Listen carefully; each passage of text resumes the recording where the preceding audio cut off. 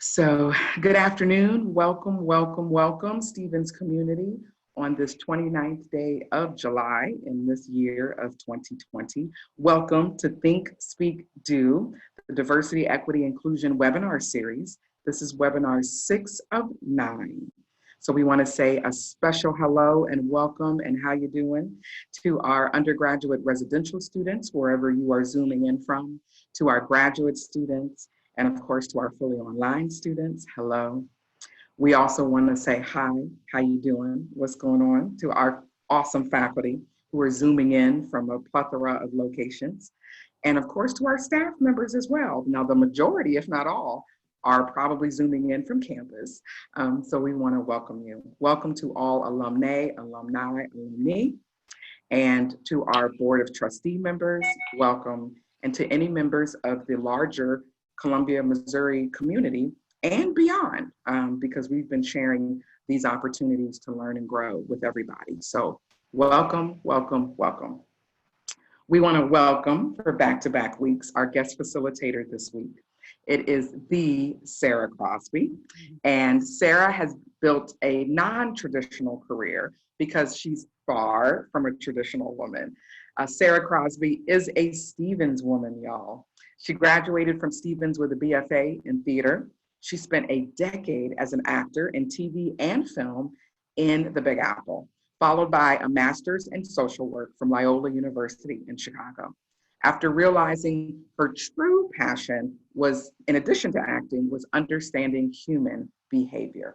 So she began work as a psychotherapist in private practice, so she's got some entrepreneurship there, and as well as family service agencies. She is the founder of the award-winning Dakota Academy of Performing Arts, DAPA, and that gives youth in Sioux Falls an opportunity and a higher standard of performing arts education so that they can compete with their peers who may be coming from larger cities that may have more opportunities to be creative. And so through the Dakota Academy of Performing Arts for the Living Theater Company, Sara teaches high school performing arts students how to utilize their talents and how to engage with each other, be they the same age, slightly older, or slightly younger, about social justice issues. So pre-hit of COVID-19, the Dakota Academy of Performing Arts gave 90 performances a school year, and that's the elementary schools, middle schools, as well as adolescent unit at a behavioral health hospital. So for the past 21 years, Sara has built a career where she focused her practice on social justice education rather than individual psychotherapy. She gives workshops on privilege, prejudice, allyship, discrimination, and she gives those presentations to businesses, educators, counselors, and the general public. And she also works very, very closely, educating and advocating for and with families who have loved ones that are navigating mental illness and navigating addiction. And she does that through cognitive behavioral therapy groups. So Sara does serve on our Stevens Board of Trustees, which is a volunteer role of time, talent, and treasure.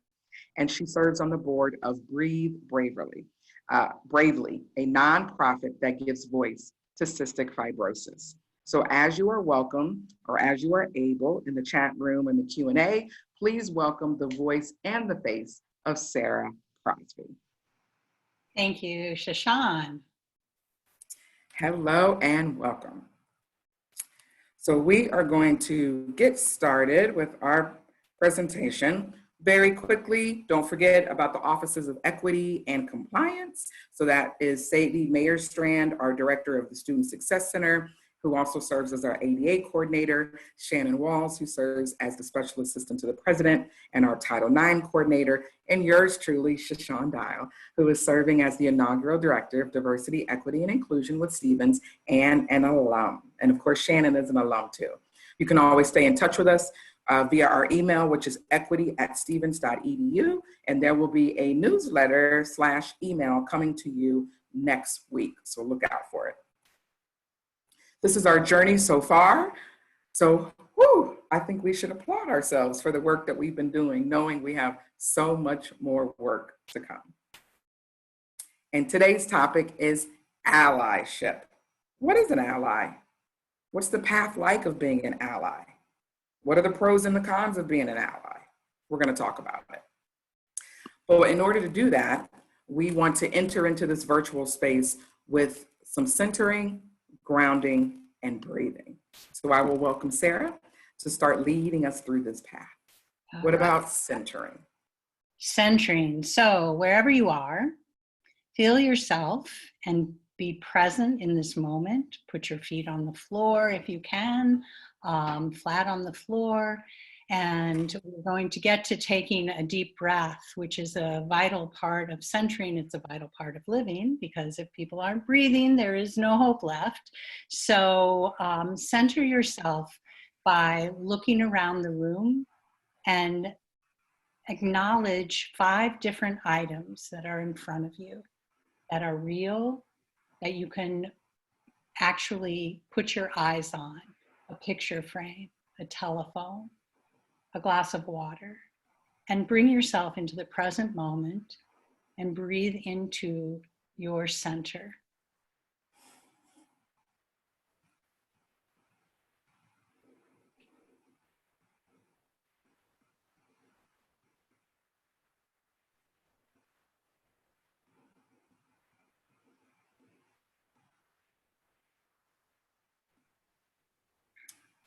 Remembering as we center that we are being open. We are welcoming opportunities to relearn, to reframe, and to reclaim. And we're also here to make connections, connections to material and connections to each other that are more diverse, equitable, and inclusive. So when it comes to grounding, there's no better practice of grounding than gratitude. One of the highest vibrations and frequencies in the universe is gratitude and love. So we encourage you at this moment to pause and to bring one of those or both of those into your surroundings. So think of gratitude and think of love. Who are you grateful for? Who do you love? What are you grateful for? What do you love? So take a moment.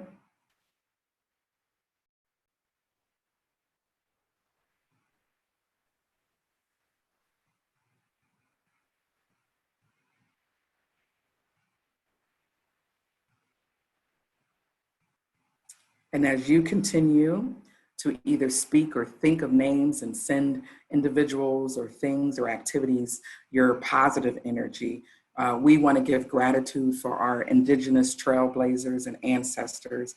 We want to give gratitude for our bodies that take care of us even when we aren't the kindest to it. We want to give gratitude to Mother Nature, gratitude for life, gratitude for opportunity, gratitude for technology, that when it works, it's awesome. And so we just want to give gratitude.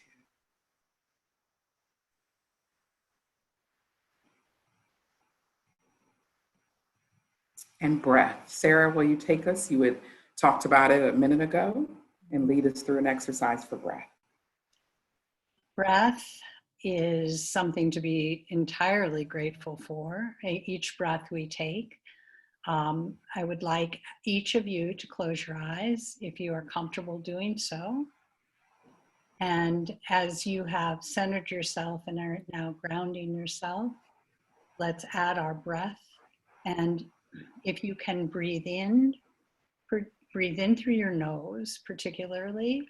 We're going to do it on the count of 4. We're going to hold, and then we will breathe out through our mouths.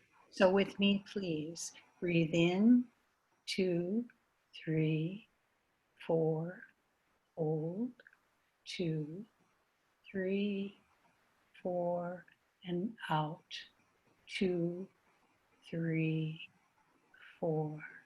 Again, breathe in, 2, 3, 4, hold, 2, 3, 4, and let it out, 2, 3, 4. Let's go one more time. Breathe in, 2, 3, 4. Hold, 2, 3, 4, and let it out. 2, 3, 4. Slowly open your eyes when you're ready and let your breathing go back to normal. And you might ask, why the focus on breathing, or why do we start each session this way? And as many of you know, breathing releases toxins.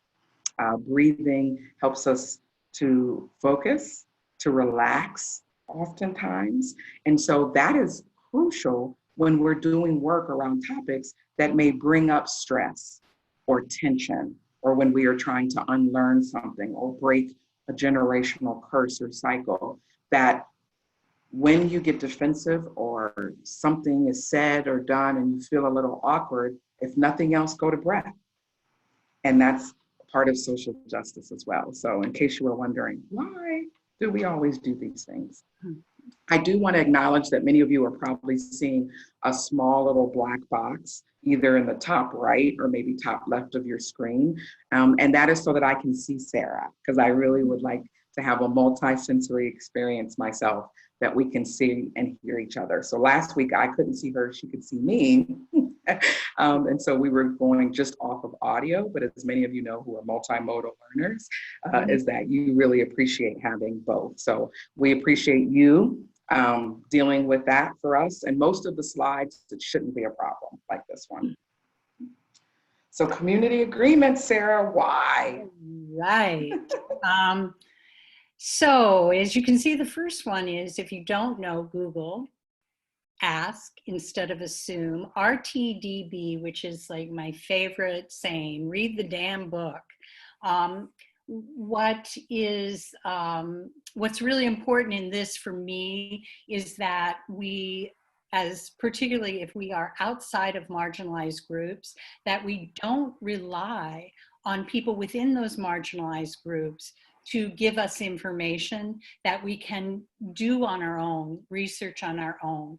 Of course, there are those times when, instead of assuming something about another person who has an experience different than ours, we will want to ask them outright, and that's okay.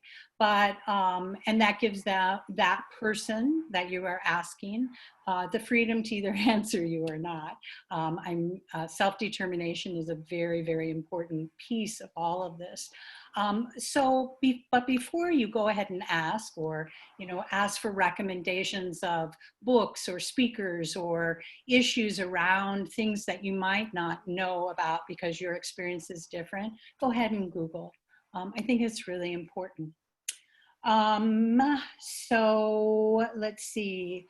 I think that, do you want me to go on, Shaashawn, and do this whole list? Sure. Okay. Absolutely. Ambiverts, you people out there who are both introverts and extroverts, pretty much this says it all. Keep moving in and out. It's really good. Those of you who live like this and whose personalities fit into this know how to move in, ask questions, make comments, but then move out and leave space for other people. A plus there, guys. That's a good thing to be able to do. Those of you who are extroverts, and I put myself in that category at times, although I think I move very easily through all of these different types of personalities, but remember to self-monitor and to help our friends who are introverts to speak. Sometimes it's easy for a few people in a gathering or a workshop or a class to dominate the conversation, because you have so much to say and so many questions to ask, and we're so eager to learn, but know how to step back away from that. And introverts, please share with us your, I'm sorry, my computer is just like gone funky. Sorry, everybody. So introverts, please don't be selfish in the things that you have to bring to the table. Everyone wants to hear your ideas, and by standing in the back all the time and never raising your hand, we don't get to share your experience, sharing your experience. And so know that your voice, other people do want to hear your voice. This last one is on this page is really important. It's important to sit in your discomfort, your defensiveness, and your awkwardness. It's okay. It's okay to feel uncomfortable. This kind of learning is uncomfortable. This kind of teaching is uncomfortable. There's always pushback. There's always issues of shame and guilt, et cetera, that come back, or things you might feel defensive about or feel awkward asking or hearing. And what I want to remind people is, and what I tell clients all the time, our feelings are just feelings. They never killed anyone. Actions are what kill people. So feelings also change moment to moment as we grow, as we change, as we allow ourselves to sit in those feelings. So name your feelings, name it, own it. If you feel uncomfortable, it's okay. No one's going to judge you for that. And certainly not in this forum, I would hope. And we all have a right to feel what we feel. There is no right or wrong way when it comes to feelings. So I really challenge you to own what you're feeling. It's all good. It's all okay. Of course, you know, in terms of confidentiality, I want to stress that a lot, because we are here to create a safe space so we within this space can feel free to be brave. This is brave work. It's very brave work. And just by signing on here today, you have already exhibited that courage. So in order to keep the confidentiality, we need to gain permission from any specific person that we want to take like a personal story outside of this virtual space. The thing you can take out is what you have learned here. So think about what you are learning, and the concepts that you are learning and who you would like to share those with. Active listening, I feel like I always like, when I work with little kids, put your thinking caps on, and now we're going to do some active listening. So what is active listening? I think of it personally as being able to allow yourself, as you sit quietly listening, to really hear what is being said, but then to take it from this headspace and apply it to your own experiences and let it sit in your heart and your feelings. Instead of just hearing the words come in and either reacting or just letting them sit. And again, you know, this sitting in our feelings is, again, incredibly important.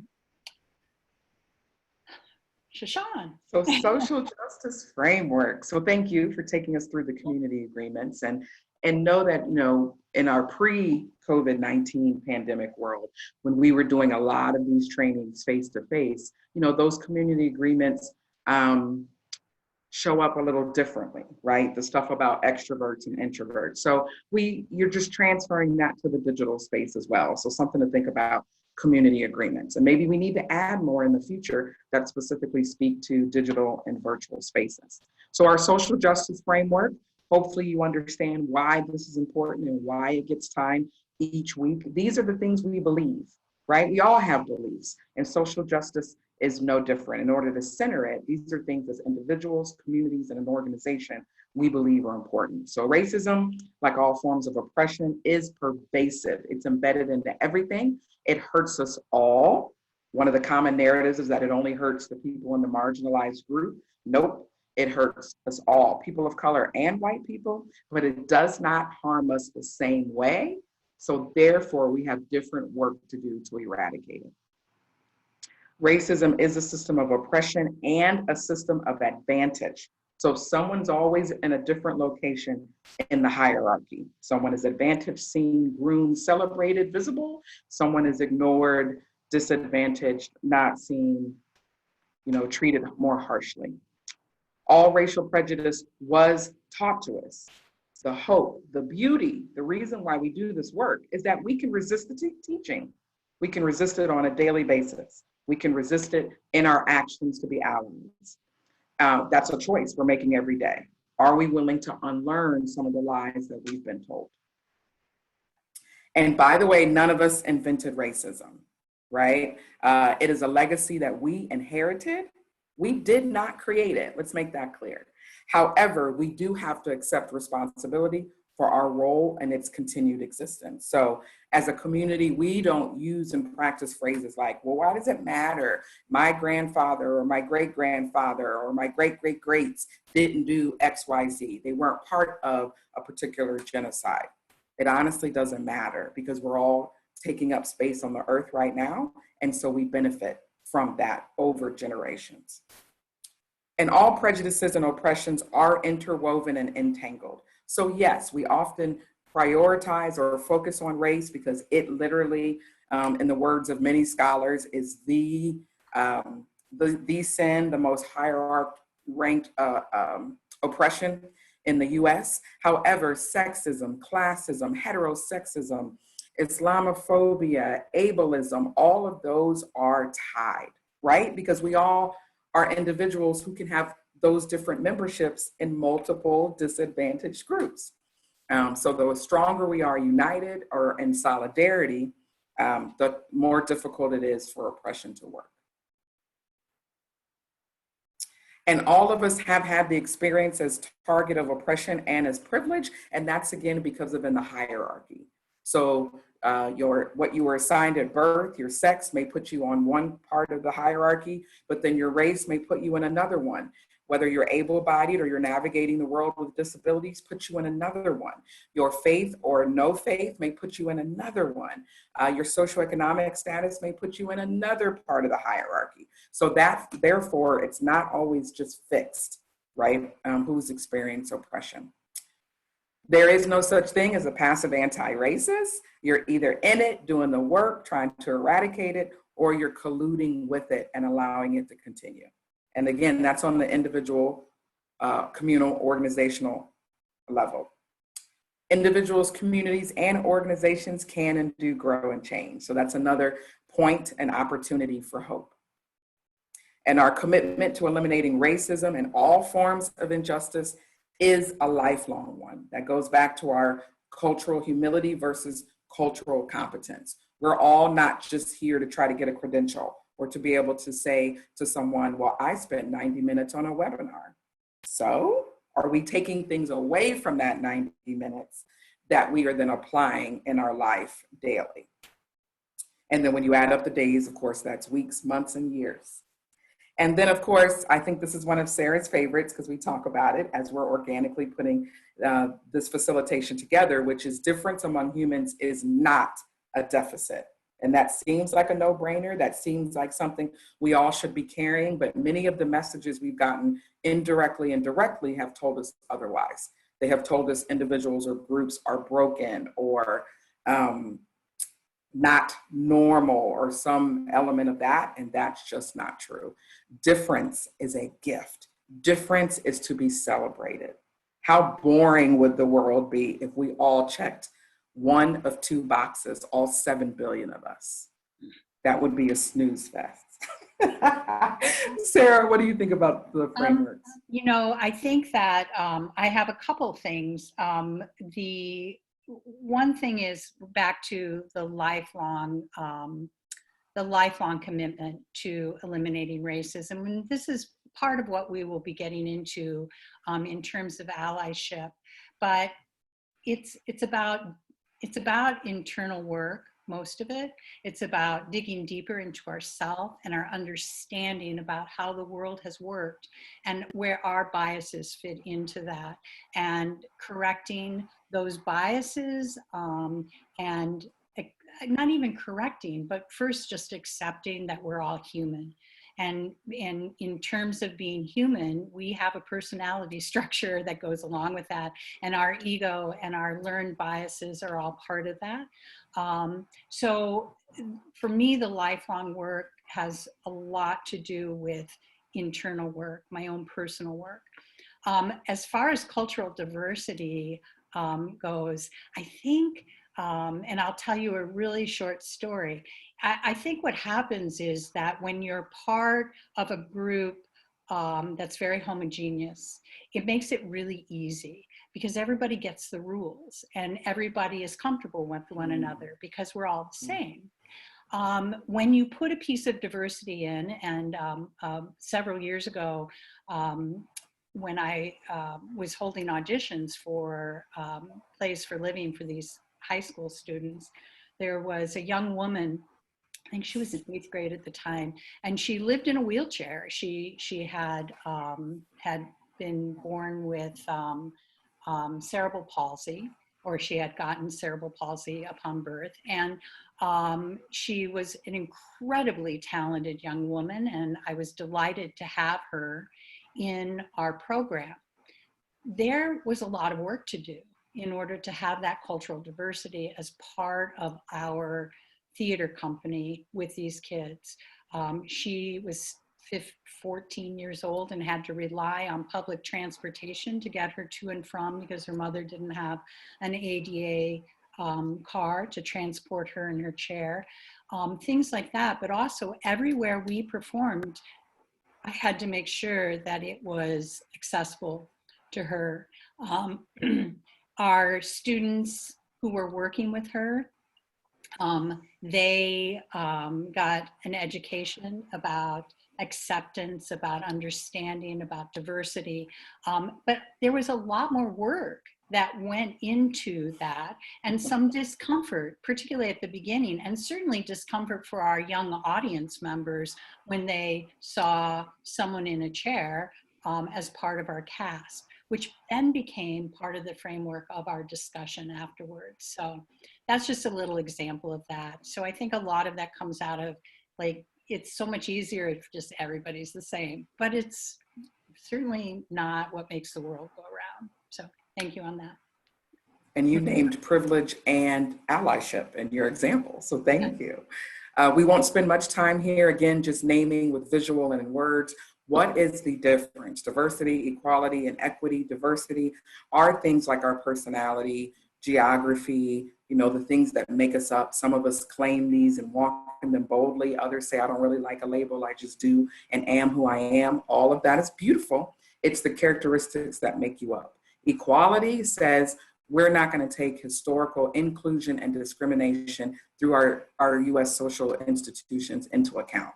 We're just going to say, even though we know it's not true, that there's a level playing field, or just pull yourself up by the bootstraps, right? It's the myth of meritocracy.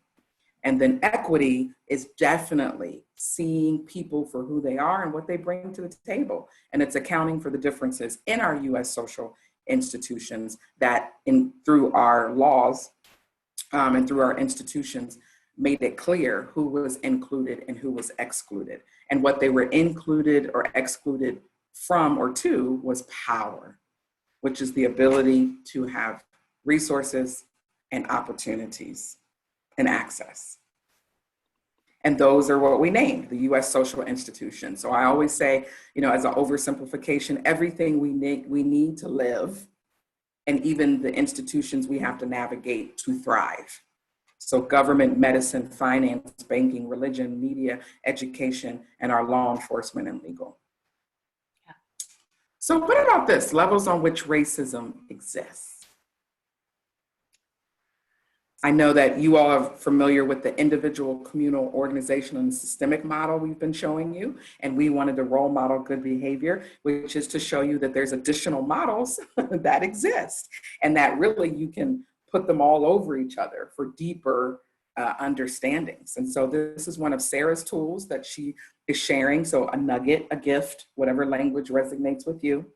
So Sara, you know, how would you do this when you were presenting with business communities or young folks? I think that how I look at this and teach this is that these things build upon themselves. So if you look at institutional and systemic, Oftentimes what will happen is people try to get in there. We're going to change the system. We're going to have somebody come in and teach us about this. And then our institution and our system is going to be like A-OK and all of that. And how I look at it is institutions and systems are made up of human beings. And each human being, we all individually carry with us our internalization of our race-based beliefs and feelings. And that goes for all the other isms as well. I'm using race here as an example, but please keep in mind and keep your mind open to all the other isms that we have talked about. So unless one starts with, at the bottom, with internalized and interpersonal, and the understanding of that, then you have a bunch of human beings who make up these systems and these institutions who haven't done their own internal work, so those systems can't change.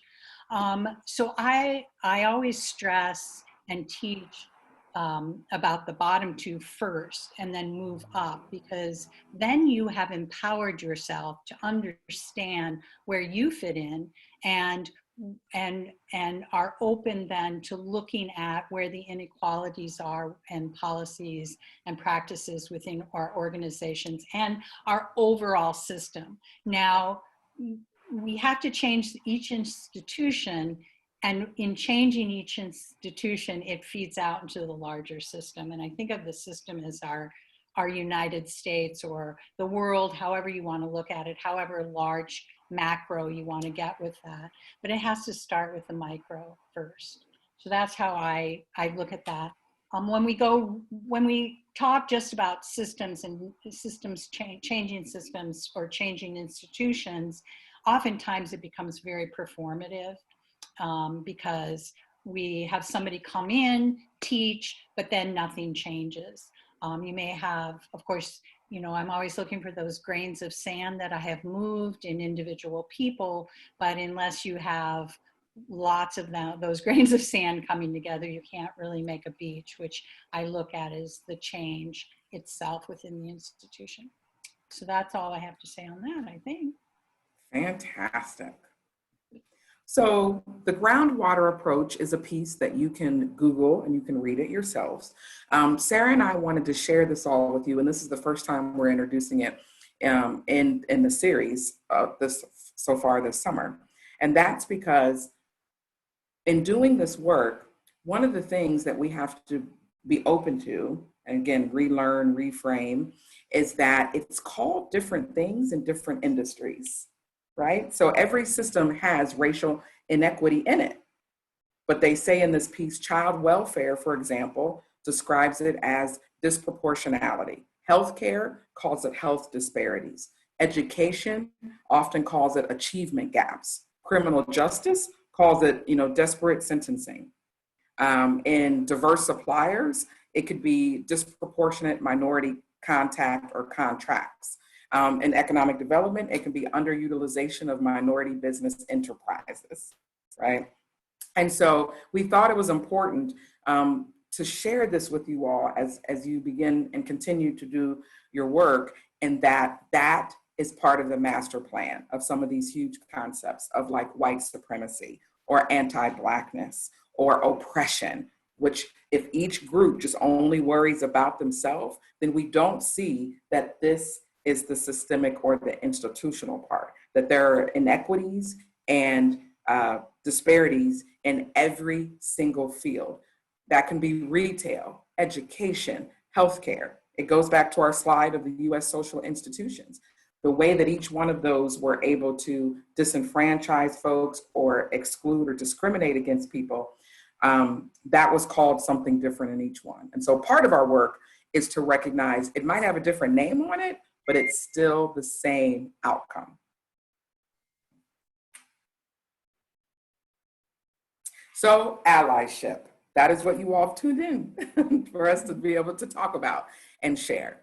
So most importantly, if you take nothing away, ally is a verb. Allyship is action. It is not something you do one time and then you get to live off of that, sit on your rocking chair and talk about, I've been an ally all my life. And then when questioned about it, it's because you did a handful of things. Allyship goes back to a Janet Jackson song. What have you done for me lately? So what have you done in allyship in the last 24, 48, 72 hours? Have you done it in policy? Have you done it as a verbal active bystander and protecting someone who's getting bullied? Have you shown up somewhere where you're the small in number? Allyship is a verb. So you might be thinking, okay, that's historical. Allyship is happening every single day across our country right now on this 29th day of July. So this happened last week, I believe. And this is a picture that we found from a protest. And this particular human being, who's female identified, used her body as allyship. She used what she had been given, and she did naked yoga in front of police. I'm not exactly if they were state, local, or federal law enforcement, but she did naked yoga in order to allow the folks standing behind her, so we can't see them, to continue their peaceful protest. And they retreated. They did not advance on her, which they would have possibly if she wasn't there and it was a crowd that could be yelling things and has signs and is chanting or even is moving forward as a group. They retreated. So this is allyship in action. And we hope you'll ask yourself, would you do that? Would you go to the front lines of a march and protect a group of folks who are protesting? Would you stand in a march or a rally with a Black Lives Matter sign? What talents, gifts, time, treasure do you have that you would put on the line in this way?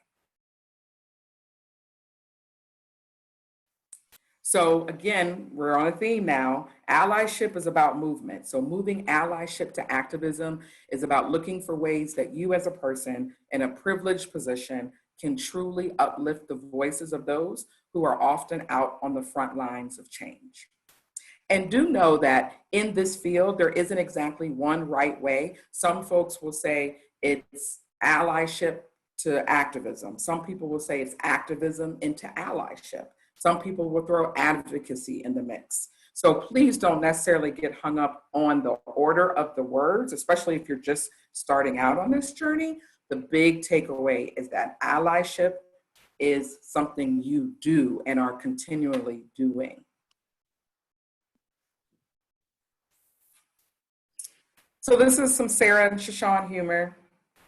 Be a better ally in 3 easy steps. So the image tells you to sit down, number 1, shut up, number 2, and actively listen, number 3. So our remix of that is in number 1, you might have to stand up, or you might be in movement, or it might be best to sit down, but we're absolutely in lockstep with number 2 and number 3, which is when you are doing allyship, you don't show up and then take over the room. You don't show up and make an announcement, right? Especially if you are the one with privilege in that room. You shut up and you listen, and actively listen. And to ride along further with that, it's important to remember it's not about rescuing or grandstanding. If you're at a protest, if you make a choice to go to a protest, be really clear as to why you're there. If you are not part of, in this case, our Black community, particularly at the beginning of the grieving for George Floyd, that as an ally, stand back and allow our friends of color to be able to grieve and allow them the space that is needed to express that grief. Because it is about, George Floyd is was a Black person and part of that community. But also, it's important also at those protests to, as a white person, to get your phone out and be prepared to take pictures and to video things. That is one really important step that you can do. Catherine had a comment that I want to just really briefly touch on about seeing naked yoga as exemplary and more, I do not see doing naked yoga as but more of an expression of mental illness. And I think that I understand what you're saying, and to not make a judgment. What this woman was trying to do and trying to accomplish was to protect, as an ally, her brothers and sisters who were peacefully protesting. I personally would reserve judgment as to her. I would not do naked yoga necessarily as an ally, but this was a form that she had taken on. So, but thank you very much for your comment. I'm reading some other comments now, but I'll read those. And thank you for doing that work, Sarah, of the chat. So feel free to pop in at any point, because I physically can't see it. So in case you were all wondering, why isn't Shaashawn in the chat? I can't see it. So thank you, Sarah, for contributing in that way on this. So ally continuum. And we thought this was important, again, to show you that, again, this is a lifelong journey, especially if you embrace, cultural humility, is that apathetic, right? No understanding of the issues. And I think it's important to know that that doesn't say innocent. That doesn't necessarily even say denial. It says apathetic, right? You're not understanding. You haven't made a cognitive connection. You haven't made a heart connection to actions or material. So then you may move into awareness. So you know some basic concepts. You've got some basic vocabulary, but you're not necessarily active or activating action out of your own beliefs or on the behalf of others. Then we move into active or action, which often is you're well-informed. You are sharing what you know, often intra-group. So white folks are sharing with white folks. Able-bodied people are sharing with able-bodied people. Black folks are sharing with Black folks, right? And then you're also seeking out. You're saying, I want to be accountable to this group. So you're seeking it. And that could be when you're asked, you step up and respond, or, and not so much you running to other people and saying, hey, help me, help me, help me in my allyship, because then that puts work on the shoulders of that person you're going to. But if they do come to you and say, you would help out in this way, we need you to do X, Y, and Z, that's different.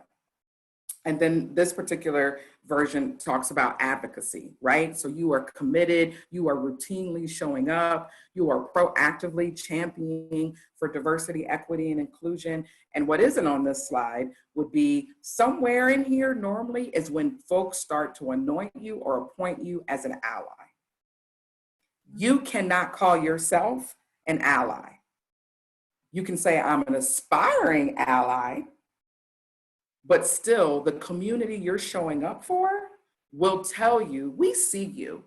We see that you consistently show up. We see that you make your life uncomfortable for us. We see that you are making sacrifice, whether that's partly donating money or time, talent, treasure. But you cannot say, I'm an ally to XYZ community, to Black people, to Latinx people, to Asian Pacific Islanders, Hawaiian natives, folks from the Middle Eastern diaspora, biracial or multiracial people, just because you have an affinity for them. It doesn't work that way. They will anoint you and appoint you an ally.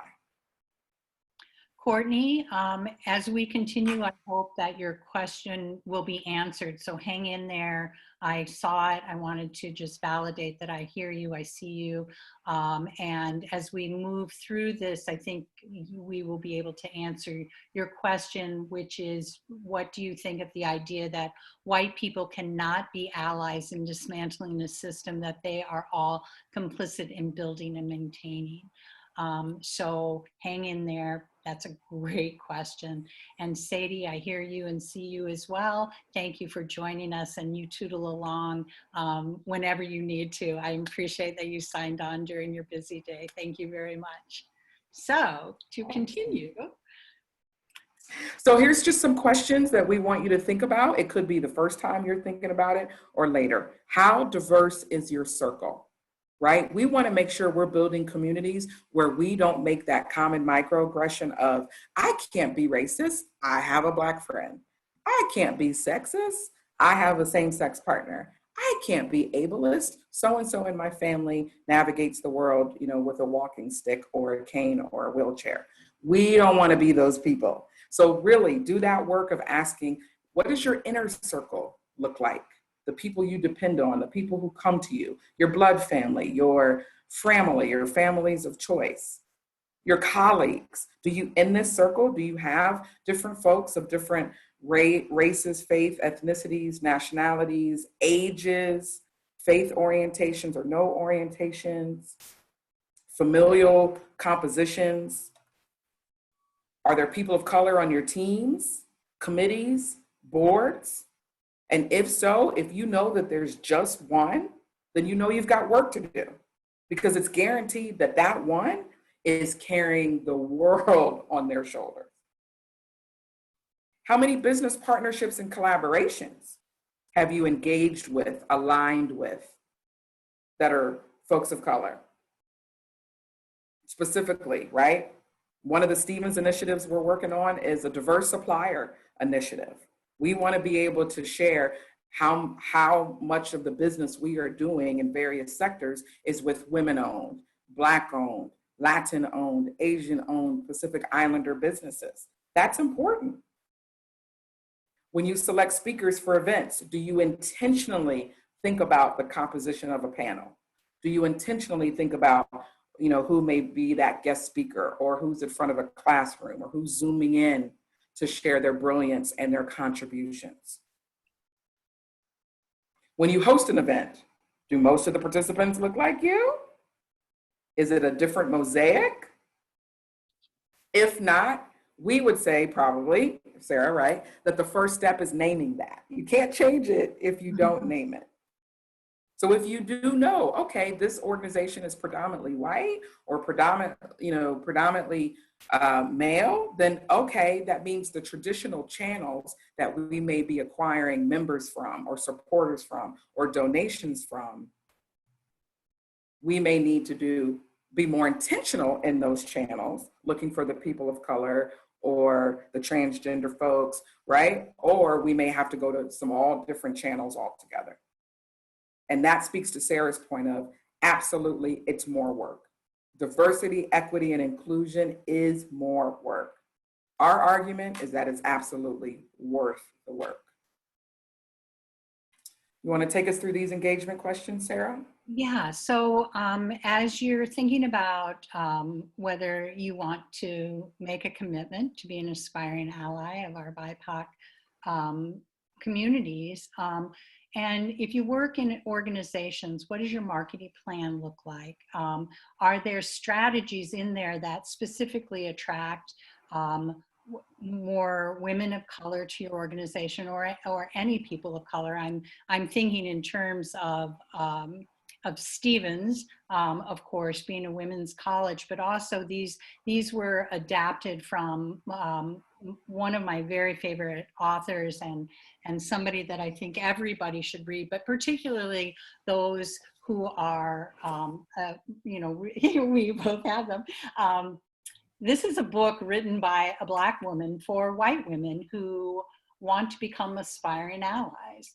And yeah, she's just absolutely brilliant. She is a tough woman, and she does not hold back any punches. She tells it like it is, which can be pretty disruptive when you are first doing this work. But she really looks at the relationship between white women and Black women, and historically why what needs to heal within those relationships. So I encourage everybody who has anything to do with Stevens College and or who is interested in relationships between women to get a copy of her book and go through it. So there are strategies in terms of marketing to attract more people of color. Does your organization consciously make an effort to hire and promote people of color, particularly Black women, as we are speaking about that directly? This one, I think, is really a good one to dive into personally for each of us personally. And that is, why do you feel it's difficult and uncomfortable to talk candidly about race? And Shaashawn and I were talking, oh, I know you missed the book. I see that out of the corner of my eye. We will have it in the follow-up, so look for it. But it's Catrice Jackson. And if you Google her, she will come right up. So back to this, Shaashawn and I had this really interesting discussion as we were putting this together about the difficulty of talking candidly about race. And I shared with her a story. We talked about how it's natural for people to hush their kids when they bring up the honesty by which they view the world. Sean remembers the conversation. And so oftentimes, like if there's a child who notices very loudly somebody who's in a chair, missing a body part, or somebody of a different color, or different clothing that exhibits their religious practices, that children oftentimes are very loud and bold. And how many times have you seen or witnessed or done yourself shushing of that child? So what are we teaching? We're teaching that we don't talk about things that are different from ourselves. So I shared a story about my son, who many years ago now, he was about 3 years old, and we were at an outdoor mall. And we, of course, in our family, psychobabbled to beat the band, and talked about race and all of these issues very openly, and had all sorts of biracial books and toys and dolls, etc. So my son, who's very extroverted, at 3, went toddling ahead of me and up to a security guard standing outside holding the door for people outside a store. And he very loudly said to this gentleman, "So are you an African American?" And it was just it was a great moment, I thought. And this gentleman was so gracious and generous. And what ensued, he laughed, I laughed. My son was very serious about this question, and that he engaged my son in this like incredible conversation about diversity and where he was from and all of those things. So anyway, so ask yourself, what is that about? What makes it so difficult and uncomfortable to talk about race? How do you unintentionally exclude other women or people of other races or from marginalized groups from your life events and programs? And why do you think that happens? And very importantly, how will you do your part to heal and save the world?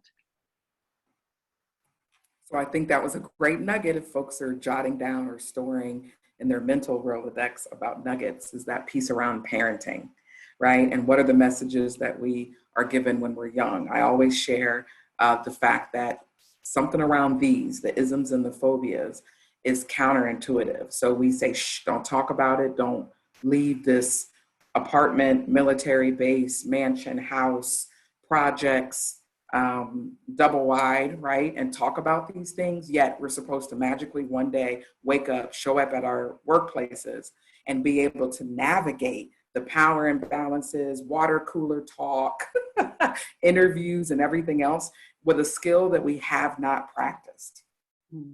Because if you don't talk about it, if you don't make mistakes, if you don't have to issue apologies, if someone doesn't challenge you about something you've said, then you don't have the skill at this. And that's what's missing. Many of us don't have the skill of allyship, and we're just not willing to engage. And so you got to practice it.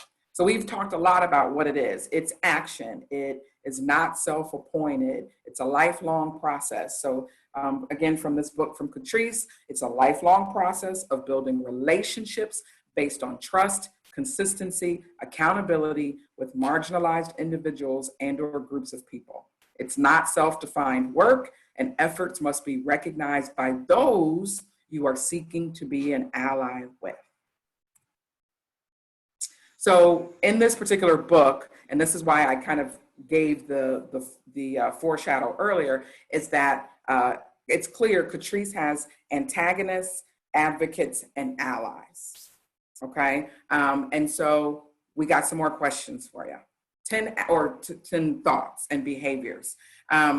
So do you, in your core of core, we're not even asking you to answer to us. We want you to go somewhere, be quiet in a space after this and really answer this for yourself, because this is that internalized work that Sara showed us on the graphic. Do you believe white privilege exists? Because if you don't, that's a place you've got to start. Do you believe that you benefit from it? Because if your answer is no, that's your place to start. Do you actively say the phrase, I don't see color, I see people? Do you deny, minimize, rationalize the racial experiences of people of color? Depending on where you get your media from or how much time you spend on Instagram or Facebook, this is real right now. It's always been real, but this is very much the counter movements who want to talk about, I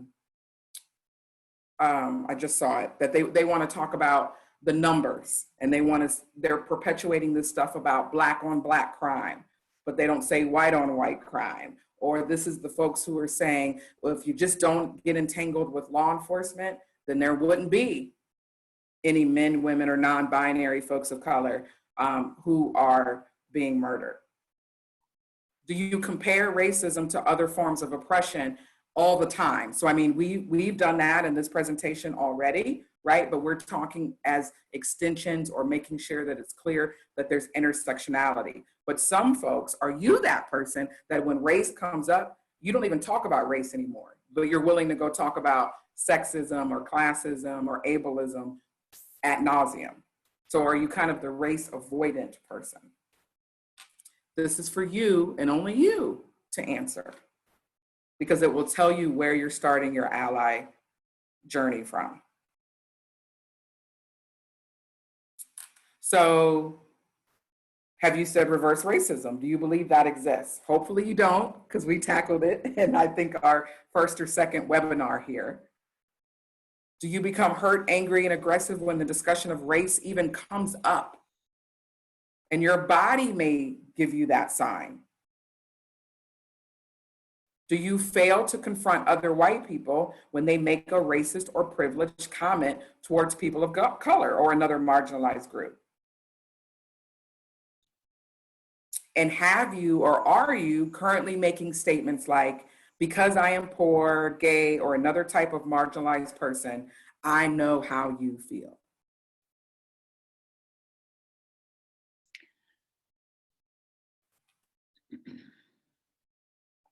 And do you validate and hear people of color's racial experiences? Like, do you just automatically give them your eye contact and say, I believe you? Or do you go, well, why are you making this about race? Why are you playing or pulling out the race card? I bet they were a good person. They can't be racist. There's something else to it. Well, that kind of stuff has happened to me. Are you sure it's racially motivated? And when you show up and engage with Black women, Latin women, do you antagonize them by adding extra weight to the oppression that they already feel on a daily basis? So are you an antagonist? Another perfect example of being an antagonist, which we've all heard, is when people say Black Lives Matter and they're greeted with All Lives Matter. Also, in terms of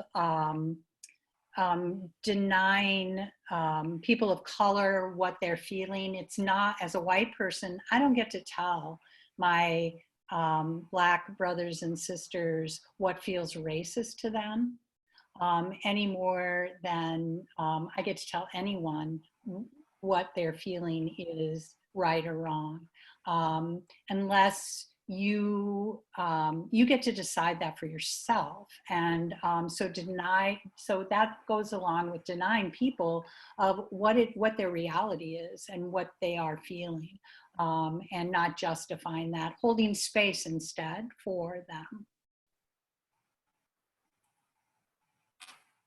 So advocates, right?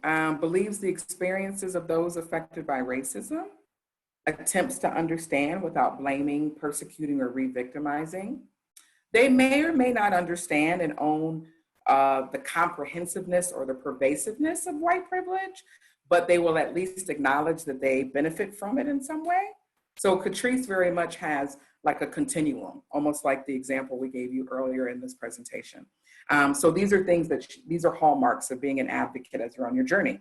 Are you seeking to understand without attacking? And are you striving to learn instead of just being okay in denial? So if you hear, these are the things that are even in the social justice frameworks. Are you embracing being uncomfortable? Are you embracing discomfort? Are you relearning, reframing? Often advocates work to become educated about their personal responsibility in ending racism and fostering inclusion. Are you standing alongside people, speaking up against social injustices? So are you writing op-eds? Are you aware that you have to do your own work as a white person to end racism? And you might not always know what to do. Advocates are a good thing, but sometimes they can be detrimental if they're straddling a fence. And this neutral stance is really important. The way that it often shows up in academia, in my experience, is that folks always want to flip the coin.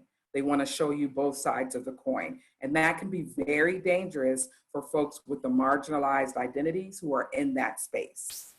Because some things there isn't a coin to flip, okay? We can talk about how a genocide happened, but flipping a coin of like, oh, maybe these folks were justified in their genocide, or these were the flip sides of a genocide, hits much differently to an Indigenous person than it does to a non-Indigenous person, right? And so we want to be careful that we're not taking neutrality, because unapologetically, there isn't neutrality. Race is in every single thing. It's in every person, every community, and every organization, and every US social institution. They are not neutral. And advocates do enough to normally stay comfortable, in Catrice's opinion, but they can retreat when they want. So she doesn't think this is like your destination point. This is part of the journey. So what do you all think about this graphic? What are your first kind of associations with it?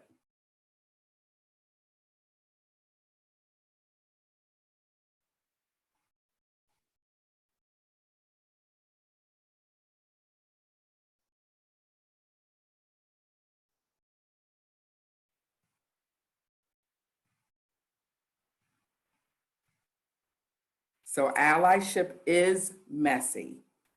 Allyship is not one clear path. Allyship isn't even one direction.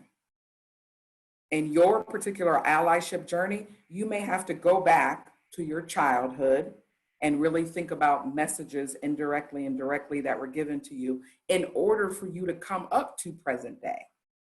A couple people have said it is about connection, interwoven, Complicated, absolutely. We can never forget how complicated the issue around allyship, around advocacy, around all of it is.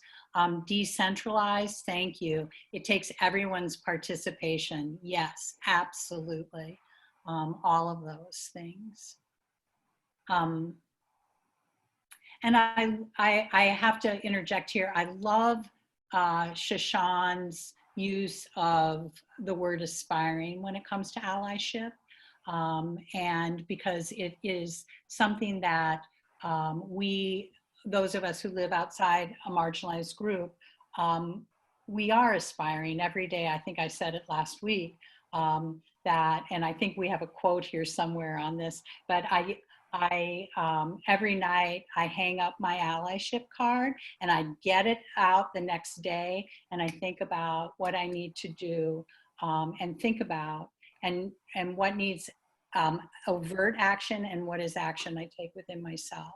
So every day I'm aspiring to that allyship position. So I love that. I think Shaashawn does a great job with that. And many other things, of course. Thank you so much. I learned that I have to give credit where credit's due, and I learned that from the Women of Color Network, which is a national organization that does technical assistance to try to eradicate sexual violence and domestic violence. And so they have published, you can Google them, Women of Color Network, Inc., and they've done some great work in this area around aspiring allyship, and even they've got some resources around the different types of allies. And again, you know, theirs is in, you know, stopping the molestation and rape of folks. And it's also about empowering the leadership, specifically of women of color, because domestic violence hits those communities so differently, right, from the numbers. And so I give honor to Tanya Lovelace, who's their executive director, and a lot of their phenomenal staff, which is all around the country doing great work in that space.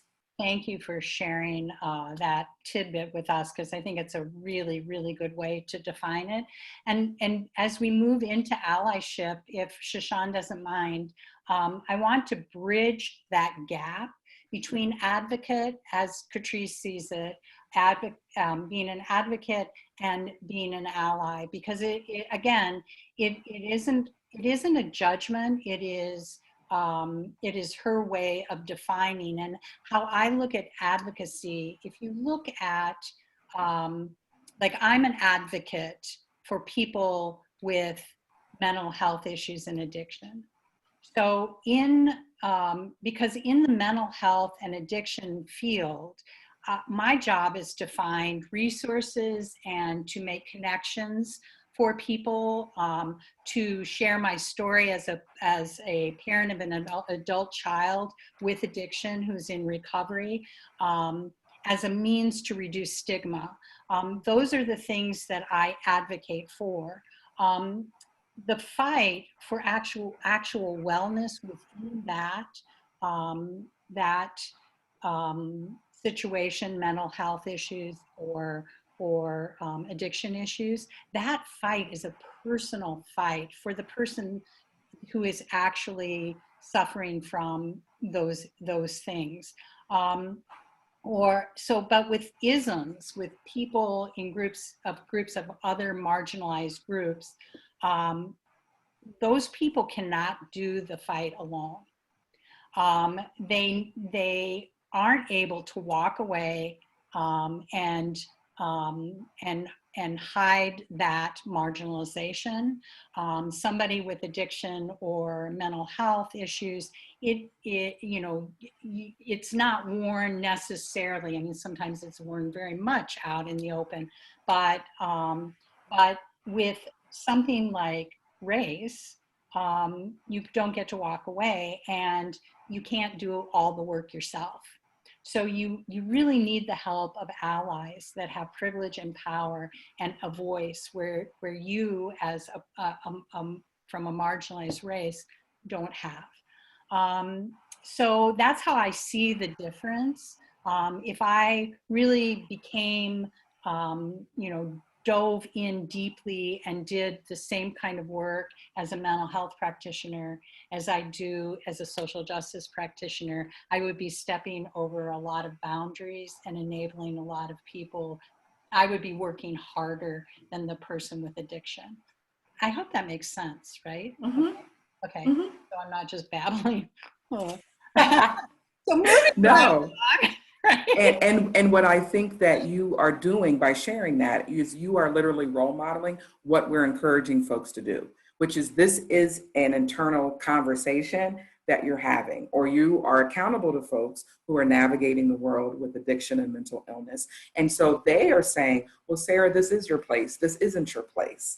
And so the fact that you're engaging in those conversations, that you've taken time out of a 24-hour day, multiple days, weeks, months, years to think about this is the work of allyship, right? I think when we were talking, I said so many people are on autopilot about this.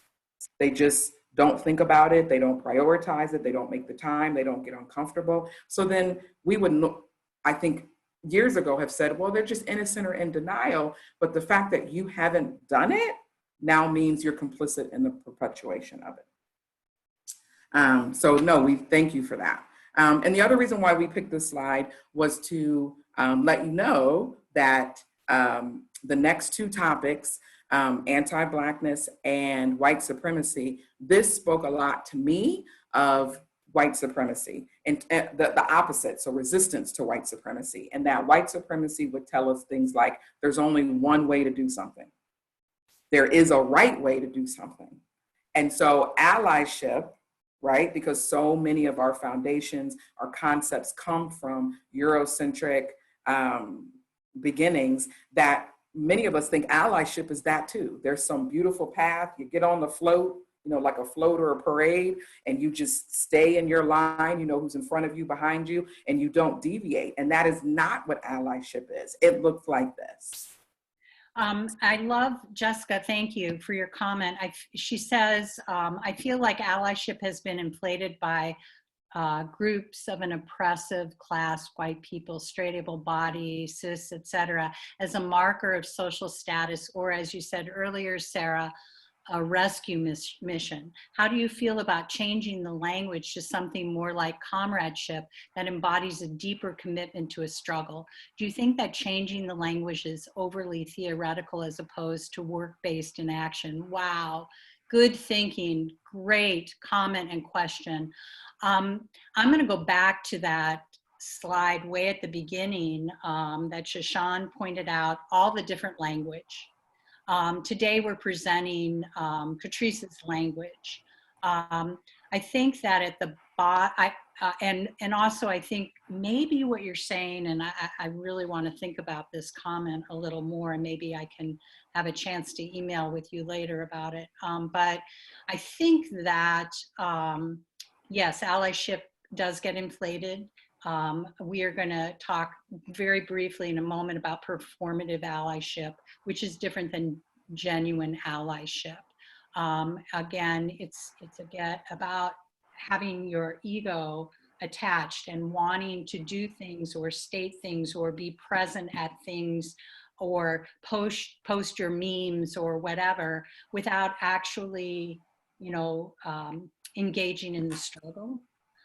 Or your own personal struggle. So I don't know that that answers anything, but I hear what you're saying. And I don't know, language changes every day. So things like policies and, the way we talk about things, the way we state things, it's a constant battle every day, especially in terms of, race issues, LGBTQ issues, all of those issues are very at the forefront of our social change right now. And so because of that, lingo is changing very quickly. So yeah, so I don't know, sometimes, I think it gets really complex again. Here we have a complexity, but thank you, Jessica. Great thinking, I love it. Oh, I love it. Absolutely, and I would even add in that you need to, work for you what language feels most of comradeship is what gets you inspired and activated, then you use that, because what's going to resonate with other people is the authenticity that leaps from you, and they're going to ask you about it. And that's more important than anything that you say or do. Is if you use terms, if you self-identify as a Conrad, you're going to get people to say, well, what does that mean to you? Define that. Well, I haven't heard that. Is that the same as allyship? Now you're engaged. Now you're in relationship. And that's what's the most important. So yes, you kind of need to know what's in the sphere. Like, again, we know that Catrice has chosen, antagonists, advocates, allies. She kind of has clear things that those groups of folks are and are not doing. I've heard accompliceship. I mean, it was probably 2-3 years ago that I was on the board of the LGBT Center in Central PA, and there was a movement then to stop even using allies. They were like, we're not even looking for allies. We want accomplices. We want people who will get the same sentence or a similar sentence because they are with me. In communities of color, I've heard some folks don't even do allyship. They do ride or dies. Like, I'm just looking for ride or die people. So, I think language definitely has weight. You should think about it. You should adopt what feels good and inspires and reeks of passion. And then also be aware that other people may use it slightly different. And so you just engage and ask the definition. So moving into the complexity of allies, because that image that we've been staring at was complex. These are 17 myths, and we love this, about being a good ally. So again, myths. So we share these with you to say, are you possessing any of these myths? We're going back to our grounding, centering, breathing. We come into this space, this 9-week learning series of questioning things. It's good to question. Doesn't make you disloyal to a person or a concept, to just question it. And if your answer ends up being yes to any of these, now again, you have a place to start. You can start Googling, reading articles, reading books, reading documentaries. And the beauty of right now, folks have made this stuff simple. When you log on to Netflix or Amazon Prime, they will say right there at the top, Black Lives Matter, and then they have already cultivated a plethora of films and documentaries that you can start watching, where you can put in genres, LGBTQ, or specifically trans within that, and begin to increase your own awareness. Those are actions of allies. So, myths. An ally is a good person with all the right views, right? So Sara, and last week, it was in probably 7 of our different slides, right? That privilege doesn't equal you're a bad person. She was trying to get at that already in anticipation of this. It is not about being a good or bad person. It's what you're doing with it, right? And no, allies don't always have the right views. What is a right view? Because maybe the right view is that it should be shifting, right? An ally deserves praise. And we have an ally never gets praise. An ally never makes mistakes. An ally can't share their own stories. An ally can't make jokes. Each of us thought, oh my goodness, this work is so heavy and deep. If we didn't have laughter and humor sometimes, we didn't know what we'd do. An ally has to remain silent.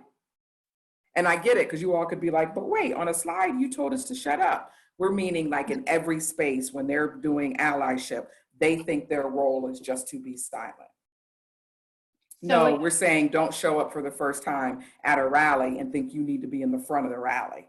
Right. Or and don't go to a mosque or for the first time and then ask a whole bunch of questions in the middle of a sacred ceremony. A good example of not remaining silent, I think, if people have, Francie Kendall, Kendall, and I'll put these also in your resources.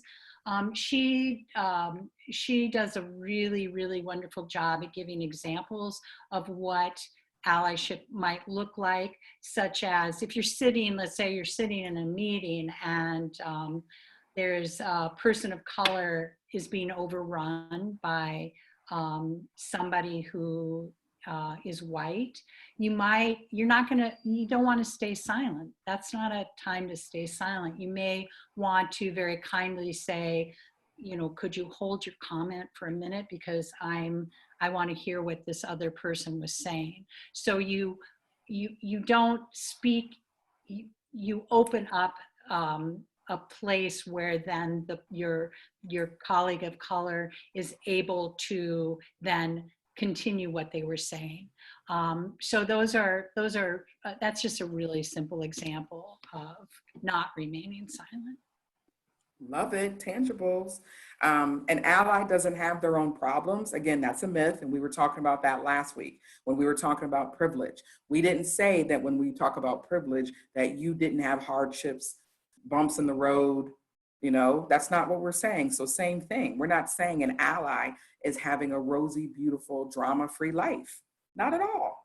And an ally has to sacrifice themselves for others. Now, my caveat is that they do make their life uncomfortable often, right? Because in the example you just gave, Sarah, that person is making their life a little uncomfortable because they're speaking up in this meeting, right? What if they're really good friends or good colleagues with that person who's overrunning, the woman of color in the meeting? So they've got something to risk, right? It's a calculated risk. So I do think that there is uncomfortability, there is calculated risks that are taken on behalf of allies, but no, you're not just out there sacrificing everything or giving your last dime necessarily, for a cause, if that last dime can help your food, transportation, shelter needs.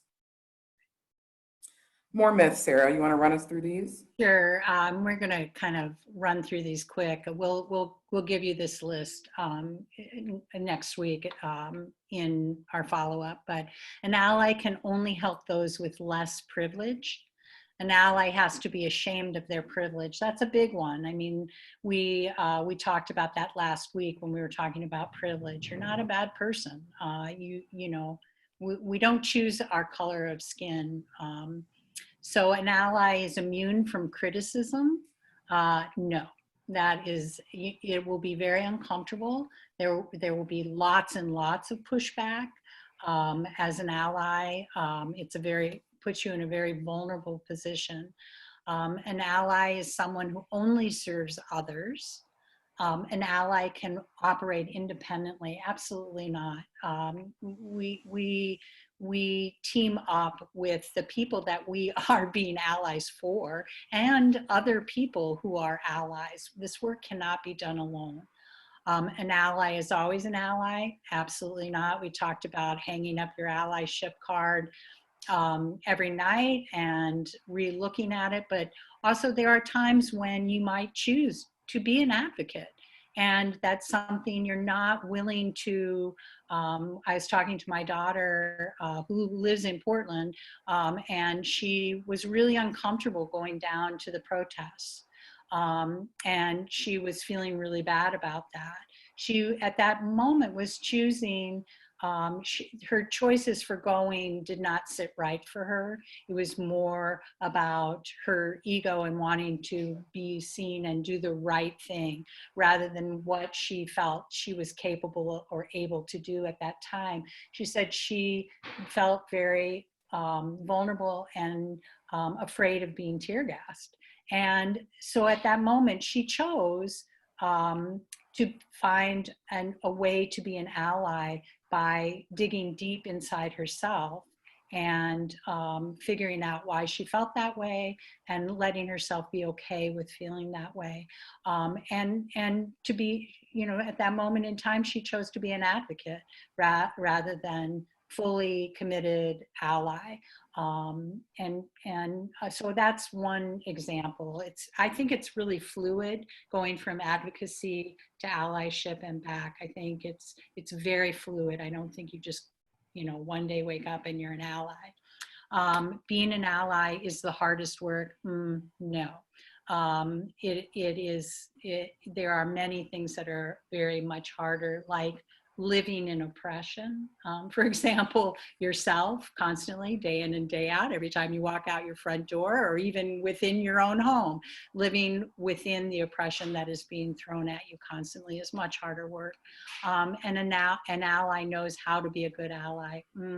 No, I try really hard to be a good ally, but I make lots and lots of mistakes on a daily basis. And I've been doing this work for over 30 years. So yeah, and it doesn't feel good. I mean, believe me, it doesn't feel good. But so then we move on to, okay, so now we know what an ally isn't, right? So what is an ally? I think that, do you want to step into this, Shaashawn, or do you want me to? Sure, we can. I do just want to acknowledge, I know it's 1:28, and so some folks may be jumping off. I know time flies, maybe jumping off at 1:30 because it was scheduled through 1:30. So we just want to make sure that we acknowledge those who have time constraints, and we appreciate you being with us. And we will kind of continue this on like we did last week, but of course this is being recorded. So anything you missed, you can come back to. They're posted on the DEI website. So we want to shout out for sure Ellen Orner and Jennifer, apologize, Jennifer's last name, marketing gurus and public relations gurus who are doing that great work to turn around our Think, Speak, Do series and edits them. And so they're always available on the Stevens YouTube channel, and they're available on the DEI page. So I just wanted to acknowledge that. Kropp, is that how you say her name? CROPP? Oh, yes. Thank you. Thank you, colleagues, for doing that. It won't happen again, Jennifer. I've got it now. Apologies. Okay. So what is an ally?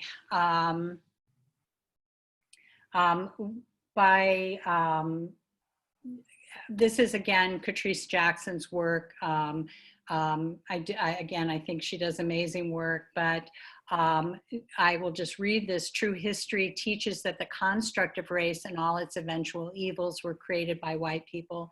First and foremost, educate yourselves about the true history of Black, Indigenous, and other people of color in our country. For example, slavery was an evil crime against humanity.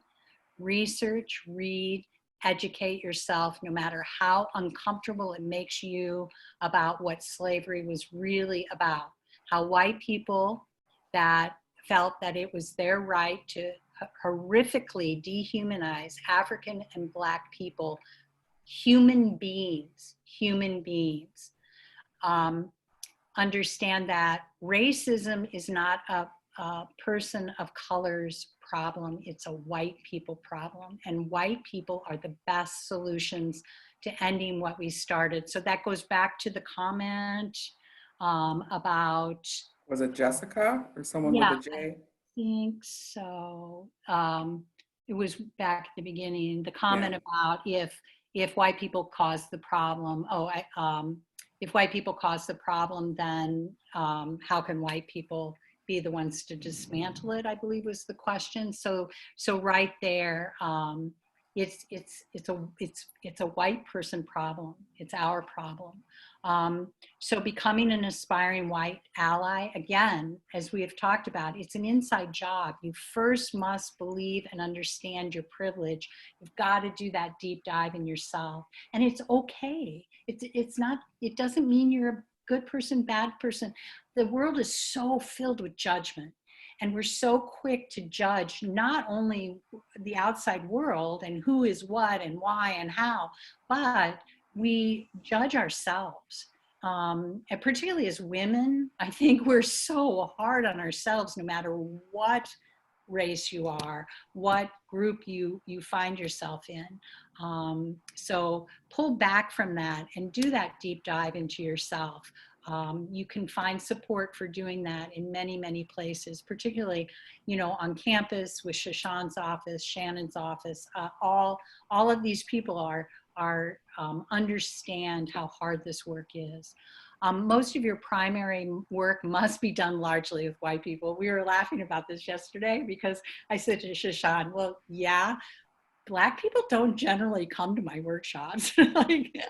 I don't like speak a lot. I'm not asked a lot to speak for Black groups. And there's a reason for that, because my job as an aspiring ally is to take the information I am working on as a white person and help to educate other white people about racism and other isms. So stop talking, defending, comparing, justifying, shifting, focus, white fragility.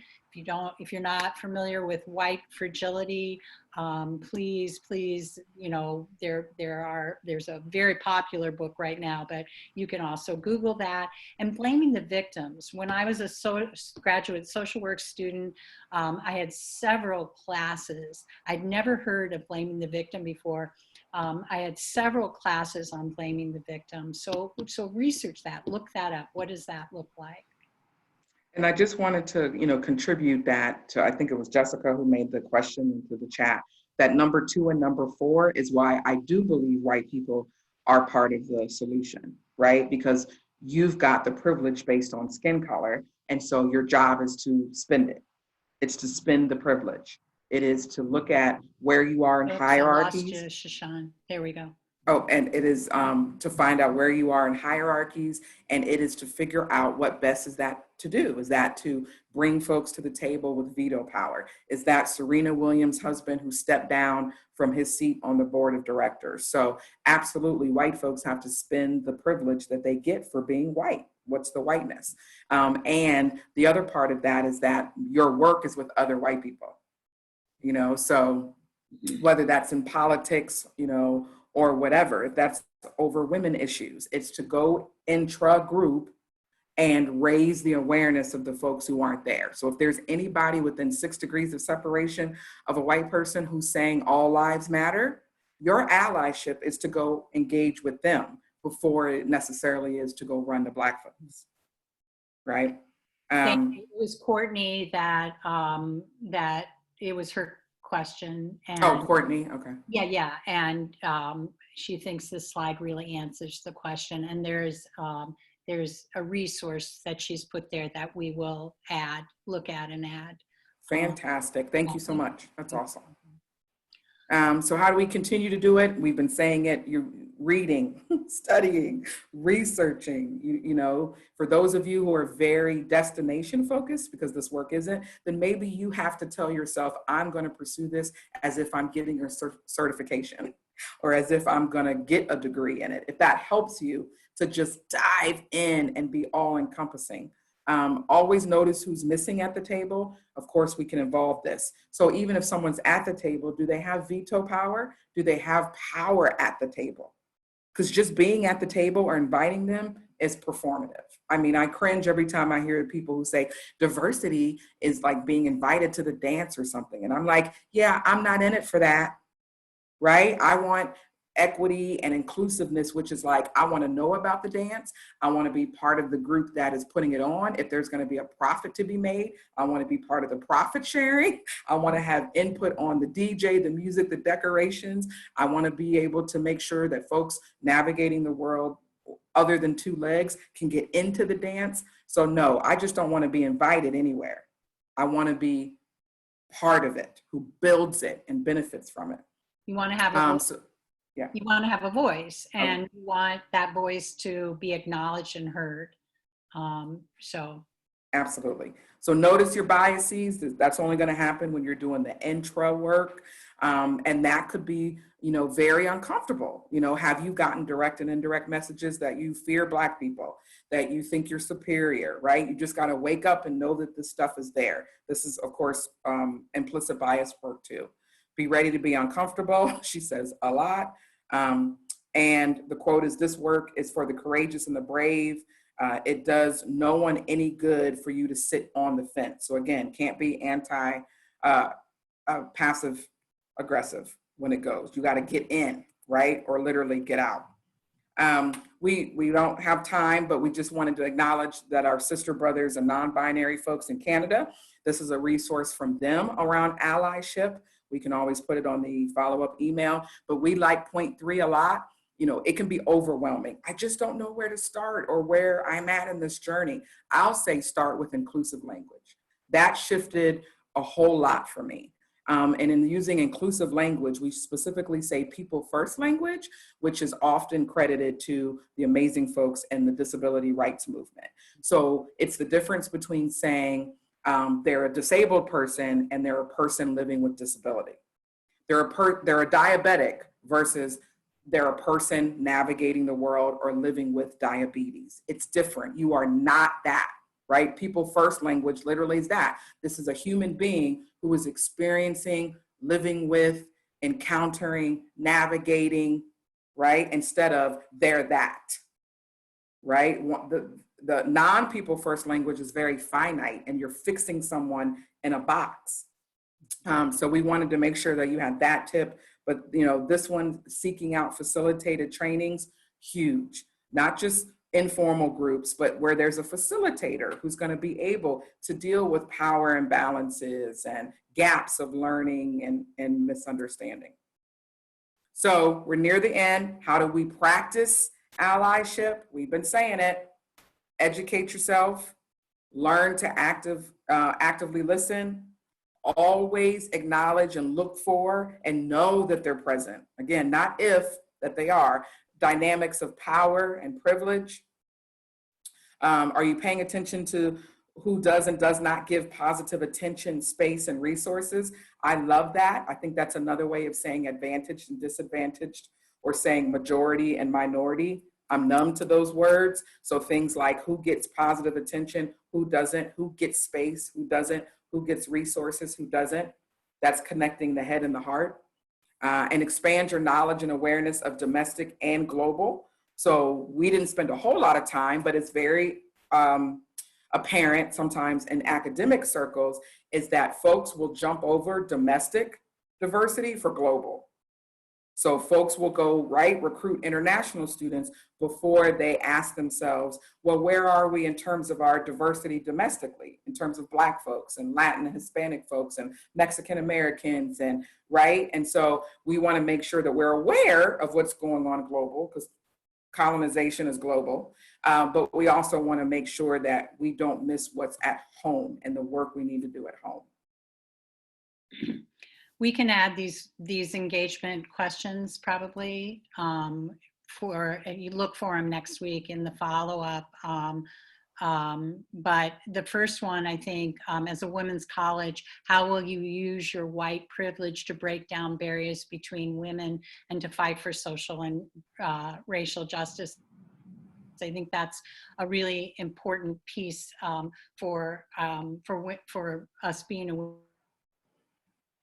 village. So keep that in mind.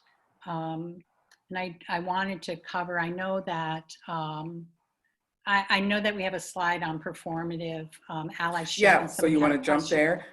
Hint, because we know you're overachievers. Hopefully you don't have a single answer to that next question though, about have you determined whether you're an antagonist, advocate, or ally, right? Hopefully it's not a single answer. The complicated, challenging, messy, dirty, answer would be, it probably depends on the ism or the phobia or the group of people, because you may be in different stages given your different actions. And of course, we do want to know, who are you going to share the information with that you learned today? So we'll put those in our follow-up. So here, performative allyship. Performative allyship. Sorry, I sort of talked over you. I do apologize. This has been sort of a big topic. I don't know how many of you have read articles about this. It's funny because it's like on social media, and it has a lot to do with social media, which I think is pretty funny, but or ironic. But what performative allyship is when somebody from a non-marginalized group professes support and solidarity with a marginalized group in a way that is either not helpful or actively harms that group. It mostly involves the quote ally receiving some kind of reward, particularly on social media. It's the virtual pat on the back for being a good person or on the right side. So what we see are lots of people, we'll see white people going to George George Floyd protests, be it, you know, Black Lives Matter protests, and they're down in the front and they're, you know, taking over and they want their picture taken, or they post pictures of themselves at one of these protests. And the amount of hits or the amount of likes or comments becomes very important. Or the idea that when George Floyd was murdered, or you hear some kind of microaggression or macroaggression, that you feel outrage or disbelief or anger at the injustice of all of it. And none of that is really very helpful, but what it does is it's a marker of your white privilege, that you still find racism like surprising. So those are sort of the things. So I think the comment that was made had something to do with if you give money to is performative allyship somewhat like broadcasting oneself as a donor when giving some monetary donation rather than being fine with being anonymous, wherein we can check ourselves by making sure the contribution is highlighted and not the contributor. Yeah, I do think, Angie, I think that's a really good point. And I think it's sort of, again, not to place judgment, because all of these things sort of depend on the situation. Sometimes people put their names, I think, on those things to prompt their friends or people they know to want to be competitive with them in terms of giving, okay, I gave this much, how much are you going to give? So sometimes people do that to prompt more giving. So with each of these things, you need to ask yourself, why am I doing this? Why am I going to this protest? Or why am I posting this meme? It's, you know, you have to ask yourself that, because to do it just to gain recognition or for people to tell you how wonderful you are is not helpful. And that happens a lot, particularly when things are so active as they are now in our society. This work as being an ally, again, it's an inside job. If you're looking to do it because you want recognition or you want people to know what you're doing, that's not allyship. It's really about yourself and the work that you do every day to make a change within your own energy circle. So people who come in and out of your energy circle feel better and about themselves for having met you that day, but also have learned something. And that spreads out into the world.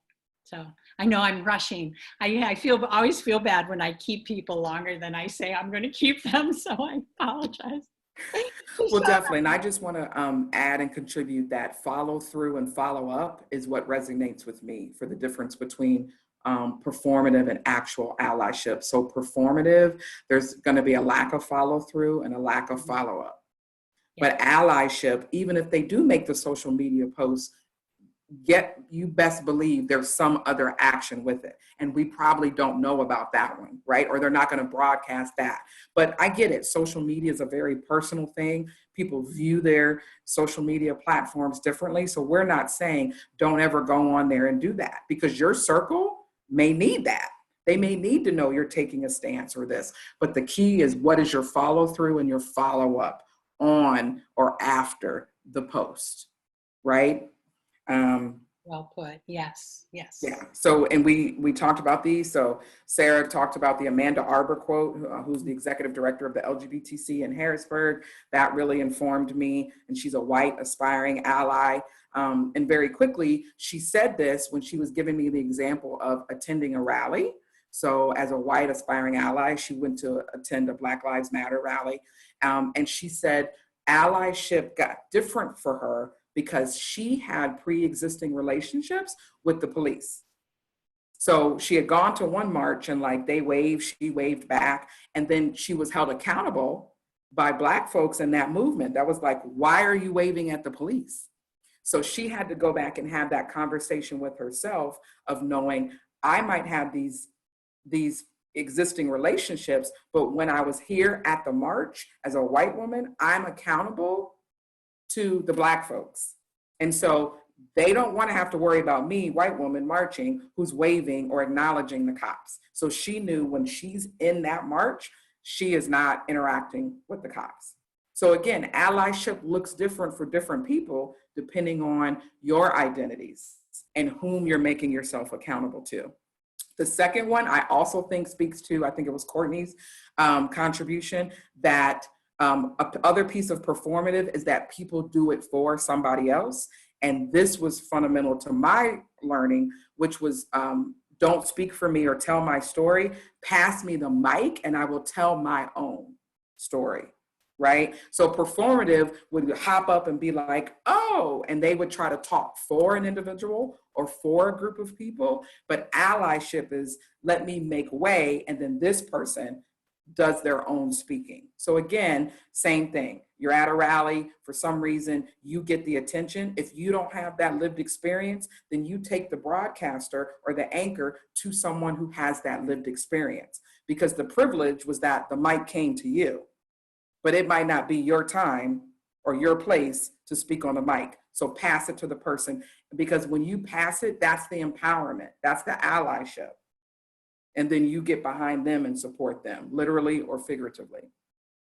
And I've said this in pieces, but this was also fundamental in my learning. Sharon Letman Hicks, who was the former executive director for the National Black Justice Coalition, which is a very large and moving and grooving LGBT org that specifically talks about people of color. And she said, allies are anointed by those with lived experience because you got uncomfortable and you shut shit down when it impacted a member of your community. And I love the rawness in that. When I first met her and listened to her, I had no doubt that she was a member of the LGBT community because she used collective pronouns. She talked about we, us, our struggle, our fight. I didn't find out till we became connected on Facebook that she has a husband and a son. And so, I mean, she was that involved in a ride or die. And so I've always thanked her for that nugget of wisdom. And maybe we'll do a series in the fall or the spring that specifically talks about bystanders and not remaining silent. We included this because it's a language prompt. So sometimes you may not have the language and you need to practice the way some of us practice affirmations, right? So I will not freeze, I will act. Essentially, that's an affirmation of allyship. I will not be meek. I will not turn my back on someone who's being bullied. That's another affirmation or language prompt. And then we just wanted to remember, if you find yourself where you're physically doing advocacy or allyship or something on that spectrum, we want to encourage you not to put your hands on anyone, because we don't want to give a harasser or a perpetrator a claim to become the victim. There's other alternatives. Get your phone out, tape, call other community members, elders in the community, because I would, some communities, restorative justice, they're not calling the police first because they, normally don't have a good historic relationship. So, and then we won't go through these, you'll see these again, but it was tips about stepping in and engaging from two amazing folks, Aisha Noor and Ann Van Dyke, and each of them have done work around hate crimes and bullying in central Pennsylvania and throughout the state, and then also Muslim identified individuals and making connections between women of color. So your homework is that we will put together a follow-up email for you that will have some links and attachments. We always tell you show up where you will be the small in number. So again, take a risk. If you've never stepped foot in a mosque before, if you don't know whom an imam is, that's part of your job. If you've never, been to maybe a wedding of folks from a different faith or something and you get invited, go, right? Check the follow-up email, of course. And then a couple shout outs. Our community is being so active, and I just wanted to thank a couple people. Thanks to Dr. Nat Hardy, who's our founding dean of the School of Arts and Humanities. He is on fire with different resources. So these will be links in the follow-up email, but one is a resource and an article that really does make you have to think and answer for yourself, is it okay or is it not okay to use the N word in class by faculty? I would offer that to staff as well. There's another resource that talks about teaching students about race and remote instruction and some of the challenges of that. And then there's another article he sent that was 6 ways to be more inclusive in the virtual classroom. And the fact that we are preparing our physical campus and looking forward to students being back on campus, and we are, doing virtual. Every single person, staff, faculty member, alum, board of trustees, can learn from these resources, ways to be more inclusive in the virtual classroom, because it is not neutral. That is a myth that the online environment takes away what would be overt racism or sexism or homophobia or transphobia in the classroom. And that's just simply not true. And I want to shout out an alum, Becca Ayers. Please check out Becca, beccaayers.com, an amazing, amazing alum. And she shared this in last webinar's chat, and then Sara and I were able to go check it out. And so for us, this was a way that when you're doing allyship, it gets bigger than you. You create opportunities and access, and you put different folks in the opportunity to make decisions and to have power. So Becca shared, this was a picture from a Zoom, Broadway's newest founding fathers. So when the Broadway returns, this was the cast announcement. So it's a gender, race, and ethnicity inclusive cast of the second revival of the musical 1776, right? Just look at how stunning the visual diversity is.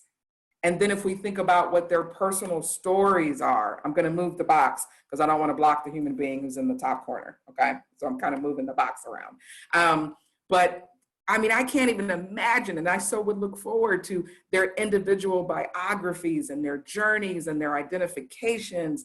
And so this only happens when you get one person who connects with another person who says, we're gonna do this differently, right? I know there's all kinds of belief and opinions about Hamilton, but still the fact that, Lin-Manuel Miranda put that on, that was access and opportunities for an entire cast of color, who are now then doing other things in TV and Broadway and radio and film. So we wanted to shout out that. Thank you, Becca, and thank you for being such a creative and maker, and true Stevens woman. And then you all have seen these. It's still not too late. You can jump into the Heart of Missouri United Way Equity Challenge. It is phenomenal materials that have been put together by 2 phenomenal staff members at the United Way, Latoya and Rachel. And it's okay if you're behind. So I think this is actually week 3, and I haven't opened it yet. So you can still join and catch up. But there's a great assembly of videos and articles and questions that ask you. So I just started a little journal, and I've been going to work. And so the first week was on identity. And so you need to hop into it.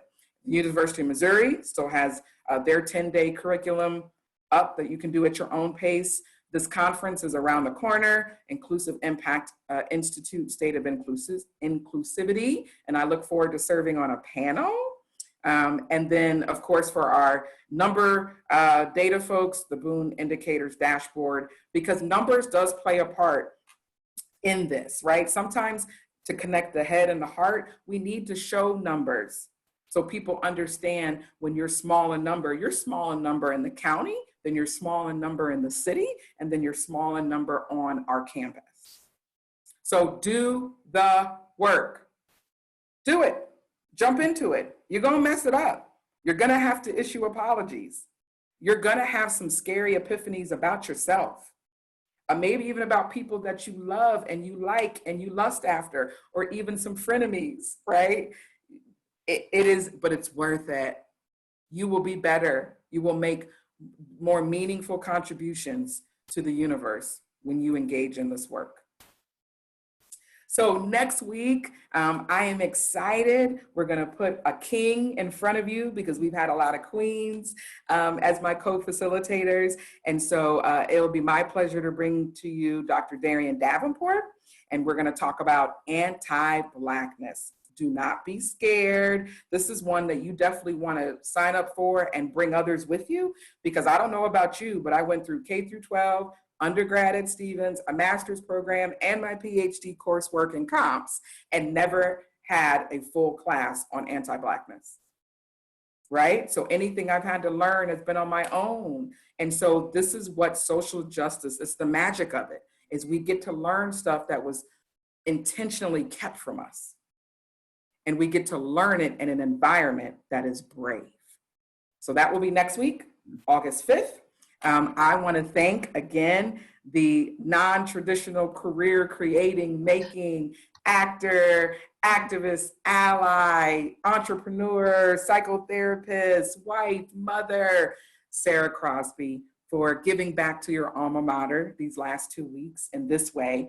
Thank you for giving back to your alma mater via your board service as a board of trustees, which is traveling the campus 4 times a year or attending all day virtual meetings. It is giving of your financial resources. It is giving of your time. I know you wouldn't say it, but you and your husband have created a scholarship for study abroad. And I believe you have one in the theater department as well. And so we want to thank you for taking your privilege that comes in a plethora of ways and speaking vulnerably about your oppressions in very vulnerable ways to make access and opportunity for this next generation of Stevens women. So I want to honor you. Thank you so much. It has been amazing to be working on these presentations organically, the PowerPoints, emails back and forth at, you all wouldn't believe, we email at like 2, 3 in the morning. And then we plan a meeting for 60 minutes that doesn't end at 60 minutes. So I just want to thank you, colleague. Thank you so much. Well, thank you. It's been my honor and my extraordinary privilege and pleasure to work with you. And I thank all of you. Please stay safe out there, all of you, and stay well. And wishing you all peace and love and joy in whatever you are doing. So thank you for everyone who contributed in the chat or who might have raised their hand. Hopefully we got to you. If not, maybe you went to the chat. But go ahead. If there's anything that you would like us to follow up on, go ahead and take a minute. We won't shut this down right away. And we'll copy and paste the chat. And then Sara and I can, meet one more time to follow up on anything that we may have missed on the chat, or we can just review it to make sure that we put in the follow-up email anything that you all are requesting and asking for. And shout out to Lita Pistono, who always makes things happen behind the scenes, coordinating the Zooms, making sure we're logged in, whether there's little black boxes or not on the screen. So Lita, we honor you, we thank you. I have, unofficially named you the glue that keeps us together and keeps so many things happening. So thank you for being. We wish you all light in your favorite hue. And thank you for joining us, and we'll see you next week. Peace.